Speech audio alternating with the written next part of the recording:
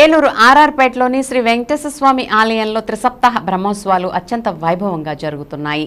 బ్రహ్మోత్సవాల్లో భాగంగా స్వామివారికి నిత్యం విశేష పూజా కార్యక్రమాలు నిర్వహిస్తున్నారు.